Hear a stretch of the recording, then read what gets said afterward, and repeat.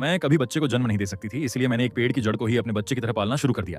मैं हर दिन उसे नहलाती, उसकी देखभाल करती और उसे तरह तरह की बातें सिखाती। मेरी देखभाल में वह जड़ धीरे धीरे बड़ी होती गई और उसकी भूख भी बढ़ती चली गई। एक दिन उसने अचानक मेरे बाल ही निकल लिए। मेरी चीख सुनकर मेरे पति दौड़े आए और हम दोनों ने मिलकर किसी तरह अपने बाल उस जड़ के मुंह से बाहर निकाले। तभी मेरे पति को समझ आया कि यह कोई बच्चा नहीं बल्कि एक खतरनाक चीज। लेकिन तब तक मैं उससे बहुत ज्यादा जुड़ चुकी थी और उसे छोड़ने को तैयार नहीं थी। कुछ समय बाद हम जब घर लौटे तो हमारा कुत्ता गायब था और जमीन पर खून का बड़ा सा निशान पड़ा था। मेरे पति ने समझ लिया कि यह जड़ अब नियंत्रण से बाहर हो चुकी है, इसलिए उसे खत्म करना जरूरी है। लेकिन मैं लगातार उसे रोकने की कोशिश करती रही। अगले दिन एक डाकिया चिट्ठी देने आया। उसने घंटी बजाई लेकिन कोई जवाब नहीं मिला तो वह लौटने लगा। तभी अचानक वह जड़ सामने आई और उसे निगल गई। जब हम खरीदारी करके घर लौटे तो हमें जमीन पर बिखरी हुई चिट्ठियां मिली लेकिन डाकिया गायब था। मेरे पति ने मेरी बातों को अनसुना करते हुए उस जड़ को रात में सोते समय रस्सियों से बांध दिया और उसे खींचकर बेसमेंट में बंद कर दिया। पड़ोस की एक छोटी लड़की ने यह सब चुपचाप देख लिया और बेसमेंट का दरवाजा बंद कर दिया। मेरे पति ने मुझे चेतावनी दी कि मैं उस चीज को फिर कभी खाना न दूं। उसी रात वह छोटी लड़की चुपके से बेसमेंट में घुस गई। जैसे ही उसने टॉर्च जलाई, अंधेरे में जड़ धीरे धीरे हिलने लगी और उसकी दीवारों पर अजीब सी फुसफुसाहट गूंजने लगी और अचानक दरवाजा अपने आप बंद हो गया।